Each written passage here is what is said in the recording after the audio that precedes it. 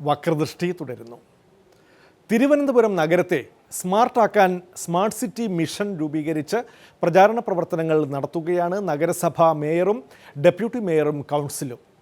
നഗരത്തിൻ്റെ മുഖം അത്ര സ്മാർട്ടല്ലാത്തതുകൊണ്ട് ജനങ്ങളിൽ നിന്ന് അഭിപ്രായങ്ങൾ സ്വരൂപിക്കാനാണ് ഉദ്ദേശം.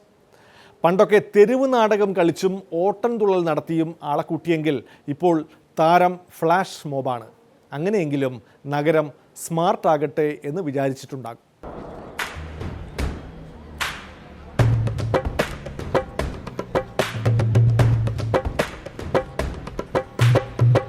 സ്മാർട്ട് സിറ്റിയുമായി ബന്ധപ്പെട്ട് ഇപ്പോൾ നഗരസഭ നടത്തിക്കൊണ്ടിരിക്കുന്ന വിവിധ ആശയ രൂപീകരണ പ്രവർത്തനങ്ങൾ ഏകദേശം നടന്നുകൊണ്ടിരിക്കുകയാണ്.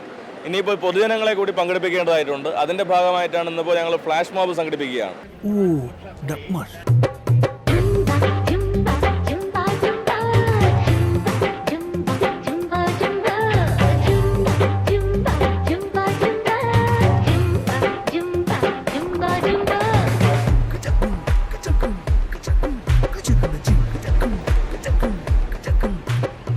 നഗരത്തിലെ വിവിധ കോളേജുകളിൽ നിന്നും തിരഞ്ഞെടുക്കപ്പെട്ട കുട്ടികളാണ് ഈ ഫ്ലാഷ് മോബ് അവതരിപ്പിക്കുന്നത്. അപ്പോൾ ഇത് പ്രധാനമായും ഉദ്ദേശിക്കുന്നത് സ്മാർട്ട് സിറ്റിയുമായി ബന്ധപ്പെട്ട് നഗരസഭ നടത്തുന്ന പ്രവർത്തനങ്ങളിൽ പൊതുജനങ്ങളുടെ ഒരു ശ്രദ്ധ ആകർഷിക്കുന്നതിന് വേണ്ടി നടത്തുന്ന പരിപാടിയാണ്.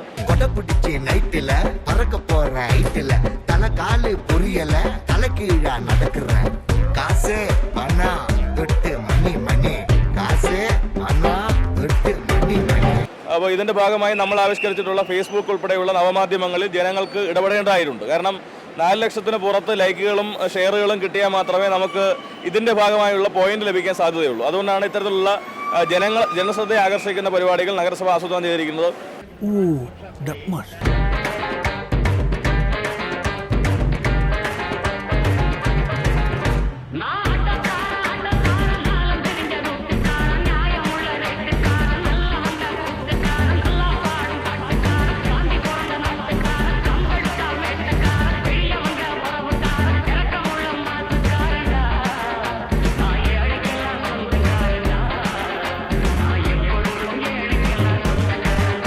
അങ്ങനെ വിവിധ മേഖലകളിലുള്ള ഏരിയകളിൽ പ്രവർത്തിക്കുന്ന ആൾക്കാരെ സംഘടിപ്പിച്ചുകൊണ്ടാണ് ഇത്തരത്തിലുള്ള പ്രവർത്തനങ്ങൾ നടത്തുന്നത്. അപ്പോൾ ഇതെല്ലാം ജനങ്ങളുടെ ശ്രദ്ധ ഇതിലേക്ക് കൊണ്ടുവരുന്നതിനും ഇതിൻ്റെ ഭാഗമായി നടത്തിയിട്ടുള്ള പ്രവർത്തനങ്ങളിൽ അവരുടെ അഭിപ്രായങ്ങൾ കൊണ്ടുവരുന്നതിനുമായിട്ടാണ്. അപ്പോൾ എല്ലാ ജനങ്ങളും ഇതുമായി ബന്ധപ്പെട്ട് സഹകരിക്കണമെന്നാണ് നഗരസഭയ്ക്ക് എല്ലാവരോടും അഭ്യർത്ഥിക്കാനുള്ളത്.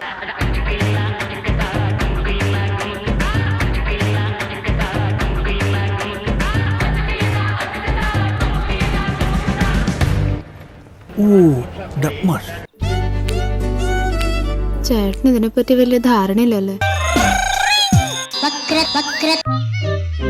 വക്രദൃഷ്ടിയിൽ വീണ്ടും ഇടവേള. ഈ സഭയിലെ മുസ്ലിം ലീഗിന്റെ ഒരൊറ്റ മെമ്പർമാരും താടി വെച്ചിട്ടില്ല എന്നുള്ളത് ഇതിന്റെ വ്യക്തമായിട്ടുള്ള ഒരു തെളിവാണ്.